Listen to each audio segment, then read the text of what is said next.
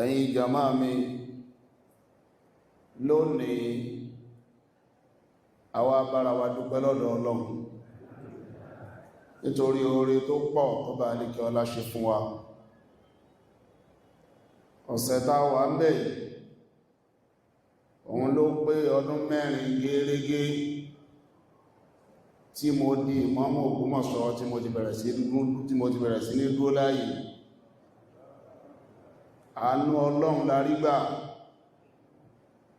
kìí ṣagbára wa, kìí ṣe mọ́ wa, kìí ṣe ọgbọ́n wa, kìí ṣe owó wa, kìí ṣe gbajúmọ̀ wa.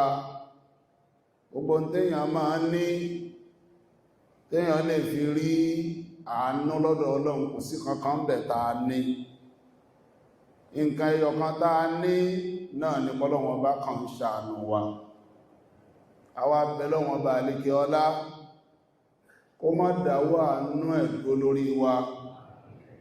gbogbo ń táwa náà ó ṣe tọ́lọ́run ó fi sọ pé òun ọ̀ṣàánú wa mọ́ Ọlọ́run má jẹ́ á ṣe. gbogbo ń tá ń ṣe bóyá táà mọ̀ọ́mọ̀ àbí táà mọ̀ọ́mọ̀ tó lè mú kọ́lọ́run bínú síyàn Ọlọ́run má ṣe àmójúkò fún wa. wala la ilaha illallah. tó bá tún dìdáyọ̀ ọdún tó ń bọ̀ tí ó pọ̀dún 5 abẹ́lọ́run kọ́ mọ́ fẹ̀lú ní ìṣe wá. a ṣe ọdún 10, a ṣe 20 ọdún, a ṣe 30 ọdún, a ṣe 50 ọdún, a ṣe 100 ọdún.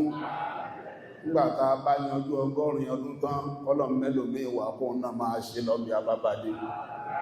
bá ti wí Ọlọ́run wọlá pé kíní kan kìí tóbi kípa Ọlọ́run mọ́ka. Ọlọ́run mọ́ṣà ìṣe bẹ́ẹ̀ fún wa. káwàjọ pẹ́ńbẹ̀ pẹ̀lú àlàáfíà pẹ̀lú ọ̀pọ̀lọpọ̀ àrísìkí. Ọlọ́run kó mọ́ṣà ìṣe bẹ́ẹ̀ fún wa. wala la ilaha illallah. gbogbo àwọn tí inú sì bí ọba àlekẹ́lá kó bá wa rọ̀ wọ́n lọ́kàn. Ọlọ́run kó dá wa mùsùlùmí Ògbómọ̀ṣọ́ pọ̀, kọ́lọ́run kó ṣe á lọ́kàn. wala la ilaha illallah. albarka la hawla wala quwwata illa billahi al-aliyyil azim.